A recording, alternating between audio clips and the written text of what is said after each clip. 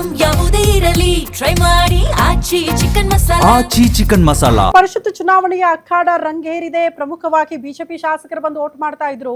ಈಗ ಕಾಂಗ್ರೆಸ್ ಶಾಸಕರ ಸರದಿ 5 ಬಸ್ಸಲ್ಲಿ ಪ್ರತ್ಯೇಕವಾಗಿ ಸ್ಕೂಲಿಗೆ ಕರ್ಕೊಂಡು ಹೋಗ್ತಾರಲ್ಲ ಮಕ್ಕಳನ್ನ, ಹಂಗೆ ಕರ್ಕೊಂಡು ಬರ್ತಾ ಇದೆ ಶಾಸಕರನ್ನ.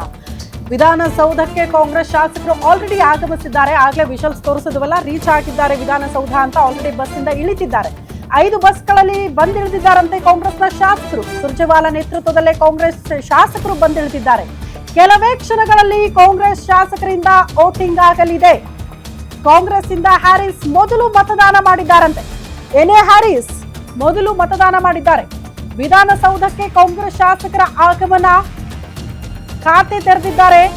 ಎನ್ಎ ಹ್ಯಾರಿಸ್ ಅವರು ಮೊದಲು ಮತದಾನ ಮಾಡೋ ಮೂಲಕ ಸುರ್ಜೇವಾಲಾ ಅವರ ನೇತೃತ್ವದಲ್ಲಿ ಕಾಂಗ್ರೆಸ್ ಶಾಸಕರು ಬಂದಿಳಿದಿದ್ದಾರೆ. ದೃಶ್ಯ ನೋಡ್ತಾ ಇದ್ದೀರಲ್ಲ, ಎನ್ಎ ಹ್ಯಾರಿಸ್ ಅವರು ಒಳಗಡೆ ಹೋಗಿ ವೋಟ್ ಮಾಡ್ತಾ ಇರೋದು. ಆ ಮೂಲಕ ಕಾಂಗ್ರೆಸ್ನ ಖಾತೆ ತೆರೆದಿದ್ದಾರೆ, ಮೊದಲು ವೋಟ್ ಮಾಡೋ ಮೂಲಕ.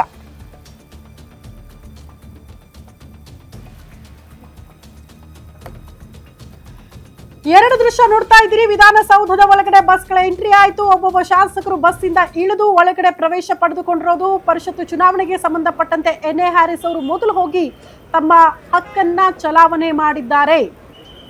ಕಾಂಗ್ರೆಸ್ನ 5 ಅಭ್ಯರ್ಥಿಗಳಲ್ಲಿ 5ನೇ ಅಭ್ಯರ್ಥಿ ಕುತೂಹಲ ಬಿಟ್ರೆ 4 ಅಭ್ಯರ್ಥಿಗಳು ನಿರಾಯಾಸವಾಗಿ ಗೆದ್ದು ಬಿಡ್ತಾರೆ. ಆರಾಮಾಗಿ ಸಂಖ್ಯಾಬಲ ಇದೆ. ಬಟ್ 28 ಅನ್ನೋ ರೀತಿ ಲೆಕ್ಕಾಚಾರಗಳಿದೆಯಲ್ಲ, 28 ಒಬ್ಬ ಅಭ್ಯರ್ಥಿಗೆ ಓಟ್ ಅಂತ ಹಿಡಿದ್ರು ಕೂಡ 5 ಜನ ಅಭ್ಯರ್ಥಿಗಳು ಆರಾಮಾಗಿ ಗೆಲ್ತಾರೆ ನಮ್ಮವರು ಅನ್ನುವಂಥ ವಿಶ್ವಾಸ ಕಾಂಗ್ರೆಸ್ ನಾಯಕರಿಗೆ ಇದೆ. ಆದರೆ ಒಬ್ಬ ಅಭ್ಯರ್ಥಿಗೆ 28 ಅನ್ನೋದನ್ನ ನೀವು ಲೆಕ್ಕಾಚಾರ ಹಾಕಿದ್ರು ಕೂಡ ಒಂದೇ ಒಂದು ಓಟ್ ಕೂಡ ಇನ್ವ್ಯಾಲಿಡ್ ಆಗಕ್ಕಾಗಲ್ಲ. ಇನ್ವ್ಯಾಲಿಡ್ ಆಗಿಬಿಟ್ರೆ ಕಷ್ಟ ಆಗುತ್ತೆ ಅಂತ. ಸೊ ಅಂಥ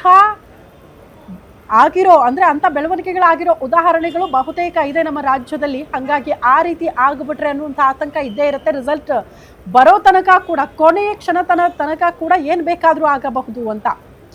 ಸೊ 2 ದಿನ ಪಾಪ ಅಣುಕು ಪ್ರದರ್ಶನ ಆಗಿದೆ. ಓಟ್ ಹೆಂಗೆ ಮಾಡಬೇಕು ಅನ್ನೋದ್ರ ಬಗ್ಗೆ. ಹಂಗಾಗ್ಲಿಕ್ಕಿಲ್ಲ, ಪ್ರಾಕ್ಟೀಸ್ ಮಾಡಿಸಿದಾರಂತೆ ಶಾಸಕರಿಗೆ. ಹಿಂಗೆ ಓಟ್ ಮಾಡಬೇಕು, ಹಿಂಗೆ ಮಾಡಬೇಕು ಅಂತ ಪ್ರತಿಯೊಂದನ್ನು ಕೂಡ ಪೇಪರನ್ನು ಕೊಟ್ಟು, ಬ್ಯಾಲೆಟ್ ಪೇಪರ್ಗಳನ್ನು ಕೊಟ್ಟು ತೋರಿಸಿದ್ದಾರೆ ಅಂತ ನಾಯಕರು.